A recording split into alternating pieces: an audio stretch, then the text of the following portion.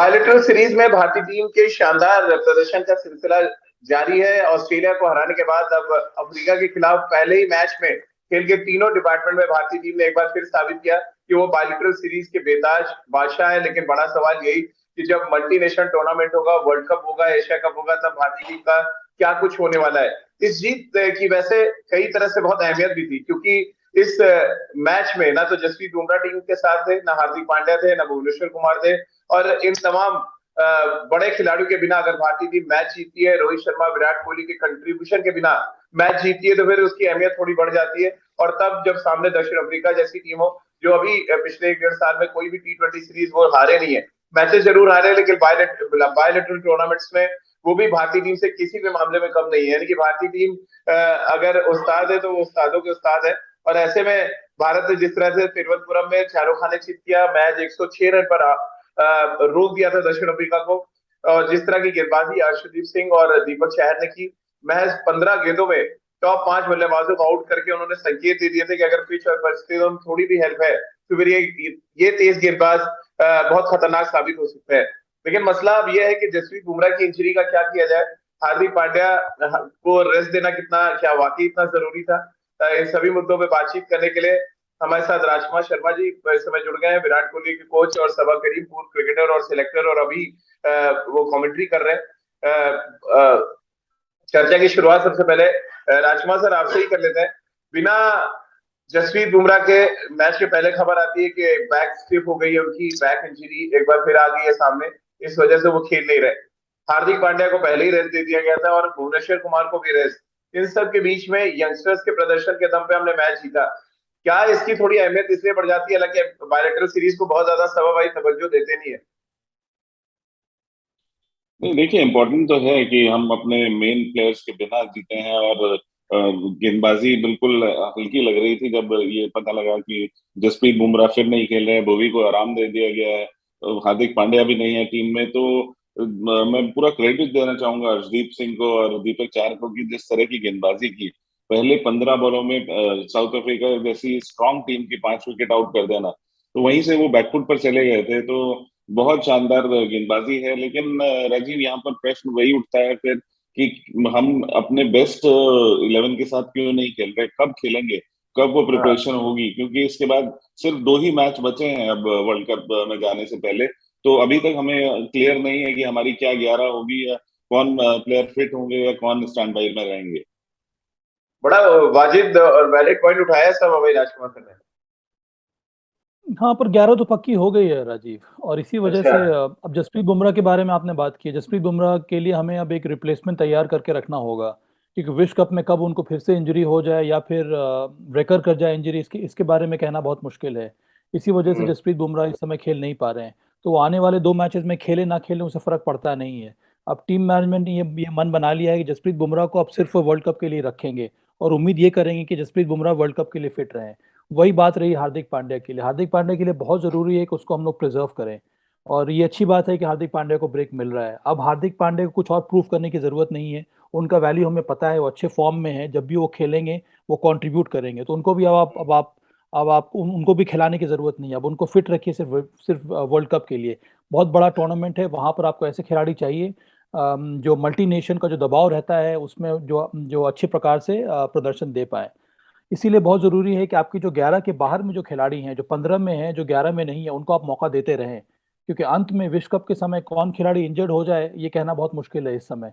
तो इसी वजह से अच्छी बात है कि अर्शदीप को मौका मिला है, दीपक चहर को मौका मिला है। इस प्रकार से अगर जी। आप अपने अन्य खिलाड़ियों को तैयार रखेंगे तो उसका फायदा मिलेगा। और एक और बात राजीव, कल जो मुकाबला था, ये जो विकेट था वो T20 के लिए उचित नहीं था।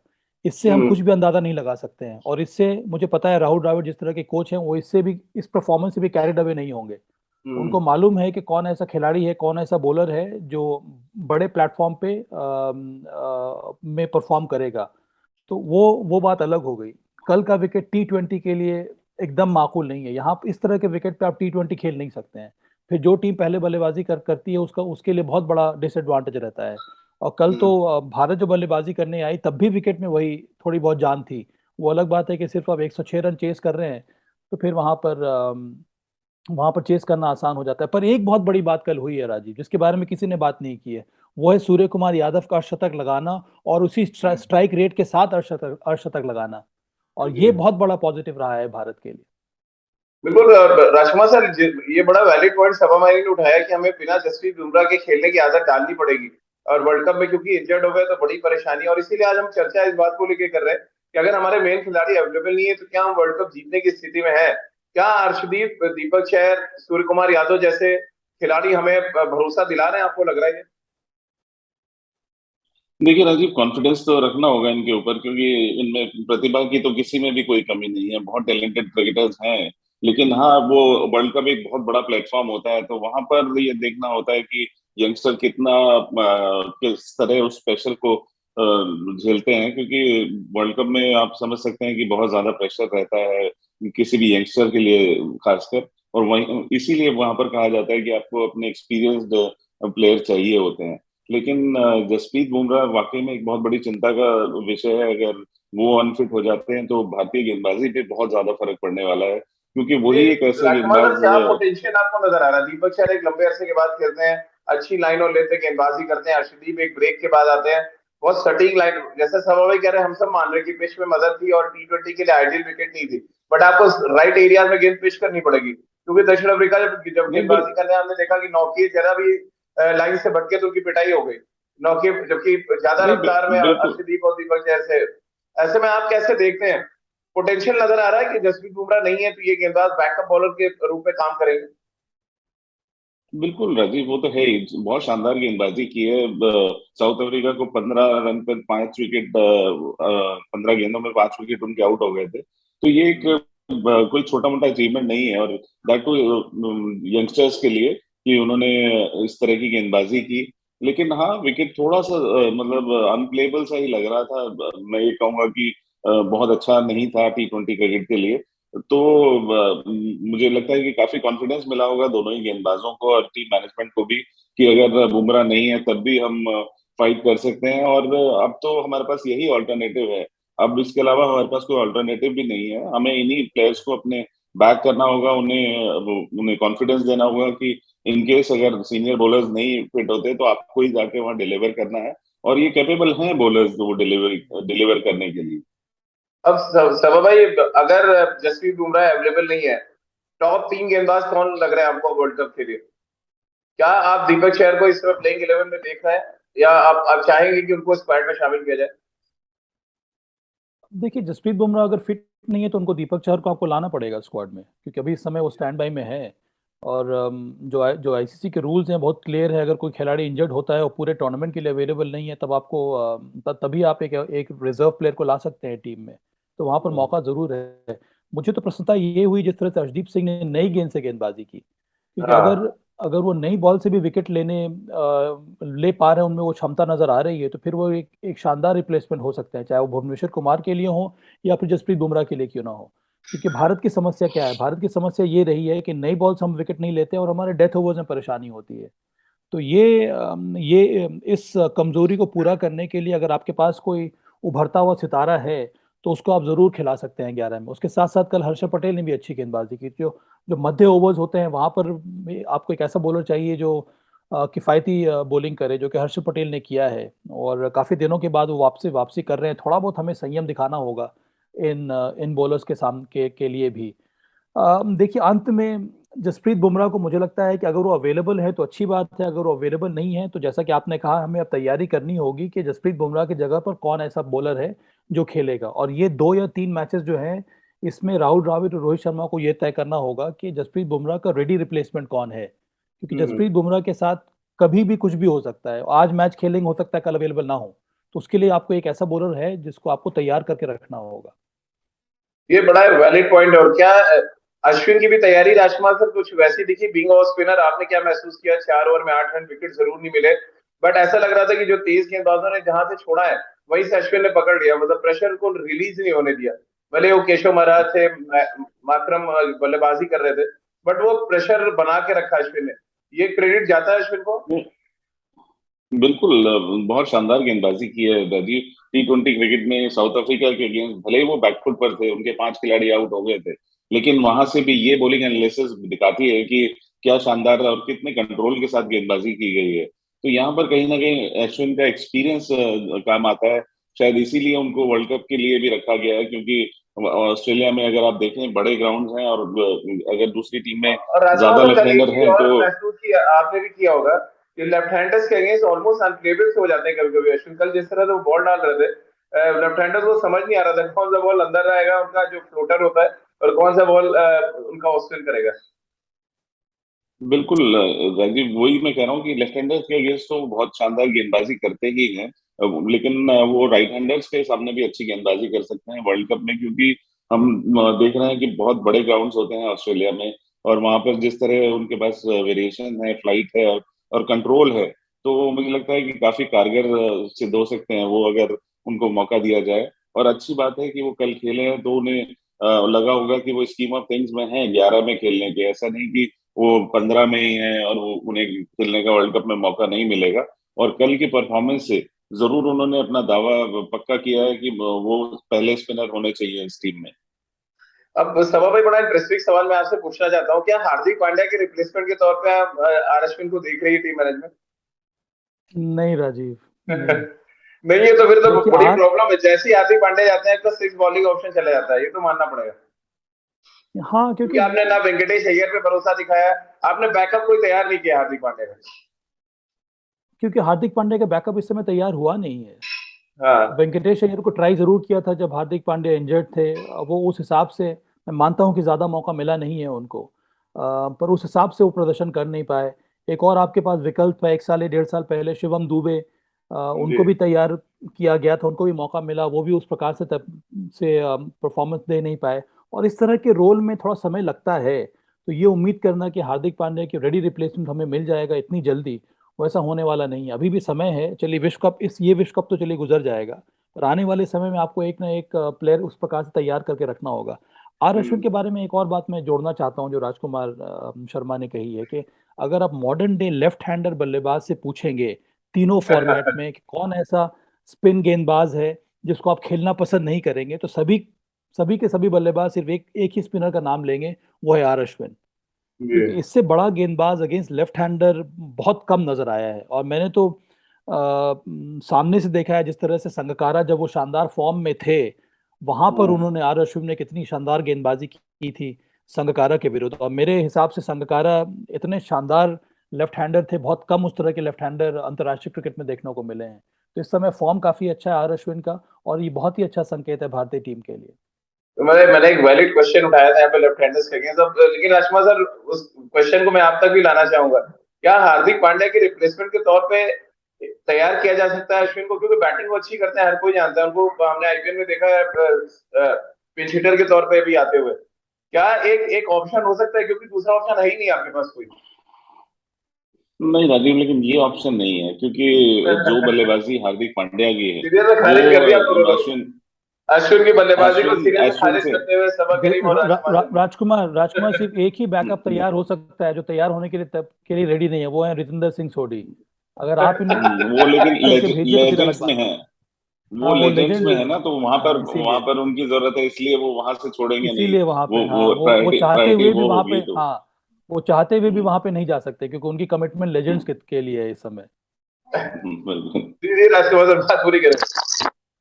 तो मेरा मानना है कि अश्विन एक यूजफुल बल्लेबाज जरूर हो सकते हैं राजीव, लेकिन आप उनको एक मैच विनर की तरह, हार्दिक पांड्या की तरह नहीं देख सकते।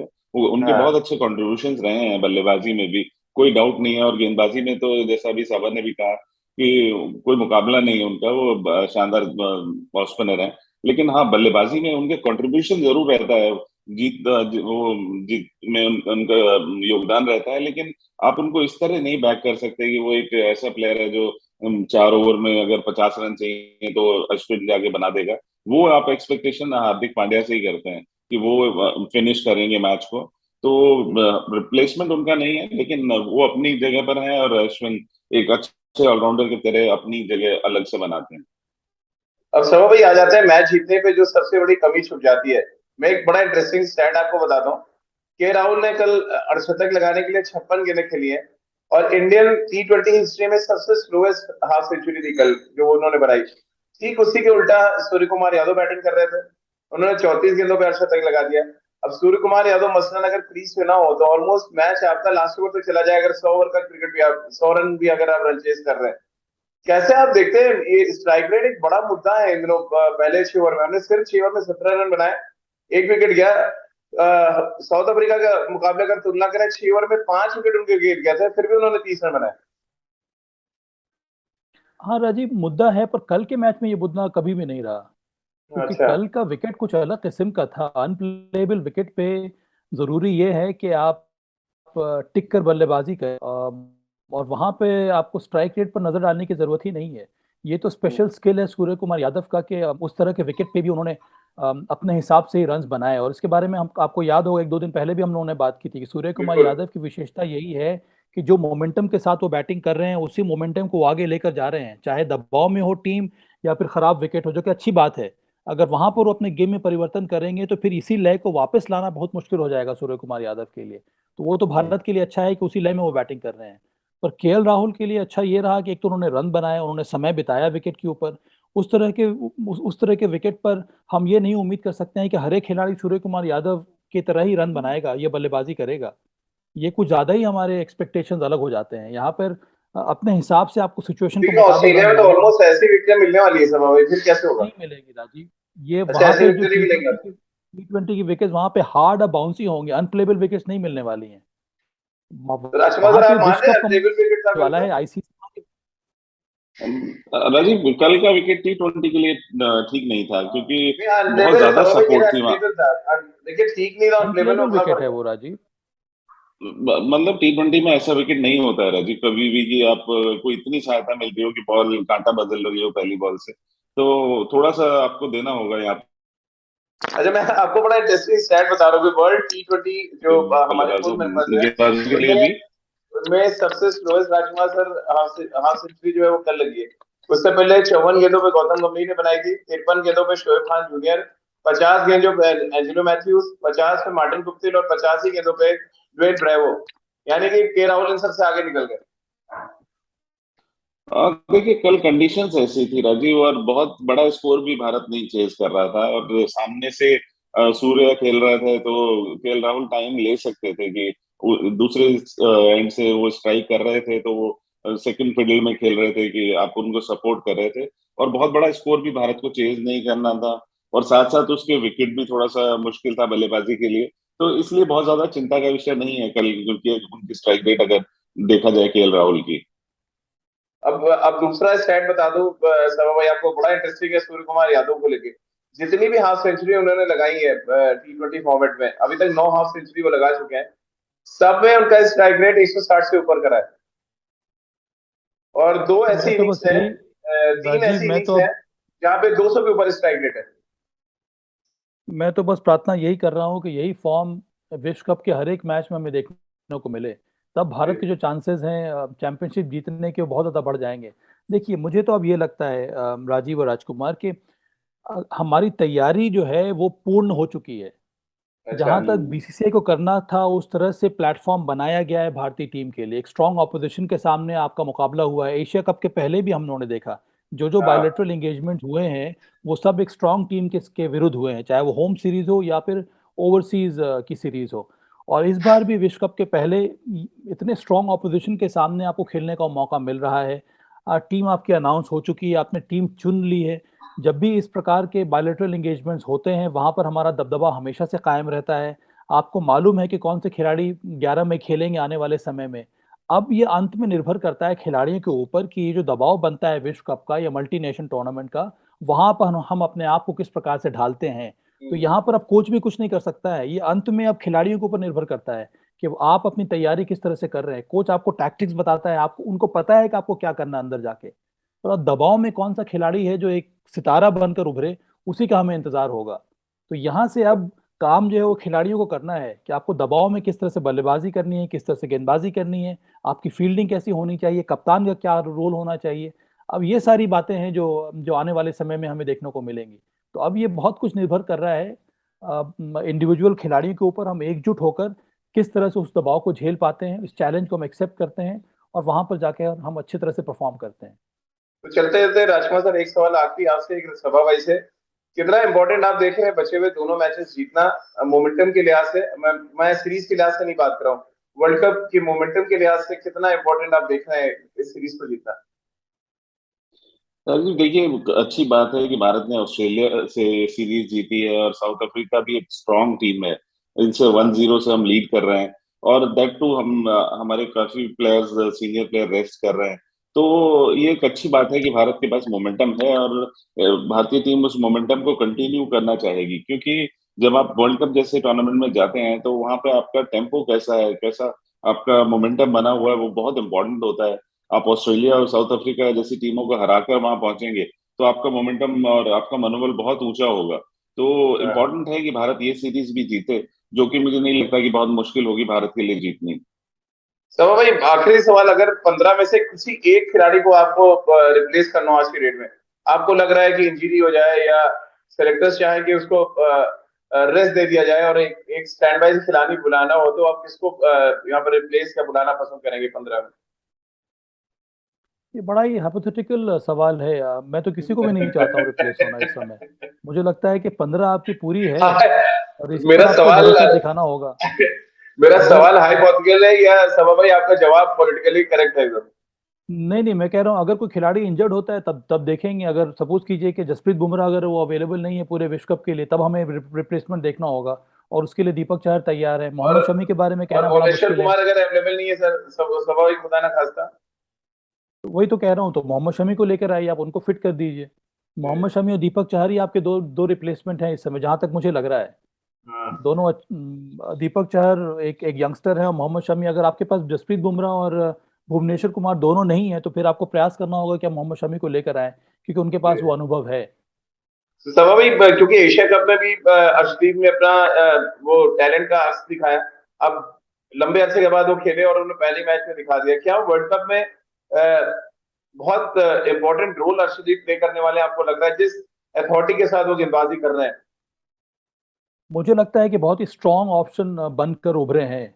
हाँ, अगर हम बॉलिंग कॉम्बिनेशन पर देखें तो जसप्रीत बुमराह हो गए, हर्षल पटेल हो गए, तो एक स्ट्रॉन्ग ऑप्शन है हर्षदीप सिंह। बिल्कुल। क्योंकि वो उनको भी खिलाया जा सकता है। उसके ऊपर एक और बात है, खिलाने के चांसेस क्यों बढ़ जाते हैं, क्योंकि अगर आपके पास अक्षर पटेल है और वो पावर प्ले में गेंदबाजी कर सकता है, तो एग्जैक्टली फिर आप जी। अर्शदीप से हो सकता है सिर्फ एक ही ओवर कराएं और फिर अंतिम के 2-3 ओवर उनको बाद में कराएं। तो इस तरह के विकल्प आपके पास मौजूद हैं। अर्शदीप के फॉर्म को देखते हुए लग रहा है। राजकुमार सर, आपका फाइनल रिएक्शन क्या? अर्शदीप एशिया कप का परफॉर्मेंस, फिर दक्षिण अफ्रीका के खिलाफ जो कुछ गेंदबाजी उन्होंने की, स्ट्रॉन्ग कंटेंडर है एक बड़ा रोल निभाने के लिए इंडियन क्रिकेट में और इंडियन वर्ल्ड कप की रोड टू फाइनल तक की अगर हम बात करें? बिल्कुल राजीव, इस प्रदर्शन से मुझे लग रहा है कि वो 11 में जरूर खेलेंगे और मेरा तो यह मानना है कि शायद जैसी वो परफॉर्मेंस कंसिस्टेंटली दे रहे हैं कि वो हर्षद पटेल से पहले शायद भारतीय 11 में हाँ खेलें। और जी। एक वेरिएशन भी है वो, और डेथ ओवर्स बहुत अच्छे डालते हैं।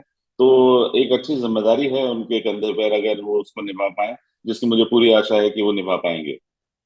चलिए, बहुत बहुत शुक्रिया राजकुमार सर आपका और सभा भाई आपका इस चर्चा में शामिल होने के लिए। और इस चर्चा से एक बात तो तय निकल कर सामने आ रही कि अर्शदीप के आने से न सिर्फ टीम में कॉन्फिडेंस बढ़ा है, वेरिएशन बहुत ज्यादा बढ़ी है और स्लॉग ओवर में ऑप्शन भी बढ़ गए हैं। अगर भुवनेश्वर कुमार को आप खिलाते हैं और पहले 4 ओवर उनसे लगातार आप गेंदबाजी करा देते हैं, तो अर्शदीप और जसप्रीत बुमराह मैच को फिनिश कर सकते हैं। अगर आप भुवनेश्वर कुमार को नहीं खिलाते तो हर्षल पटेल के साथ साथ अर्शदीप सिंह और फिर आपके पास जसप्रीत बुमराह होते हैं जिनको आप यूज कर सकते हैं according to the match situation. उसको मिलाकर विकल्प बहुत बढ़ गए हैं अर्शदीप के अच्छा प्रदर्शन करने से। और क्या पता बाएं हाथ के इस टीम गेंदबाज की दम पर हम वर्ल्ड कप के में अच्छा प्रदर्शन कर पाए। फाइनल तक की बात तो नहीं करेंगे बट अच्छा प्रदर्शन कर पाए और जो मोमेंटम हमने बनाया हुआ है बायलैटरल सीरीज में उसको आगे कंटिन्यू कर पाए। आप सभी का बहुत बहुत शुक्रिया हमारे साथ जुड़ने के लिए।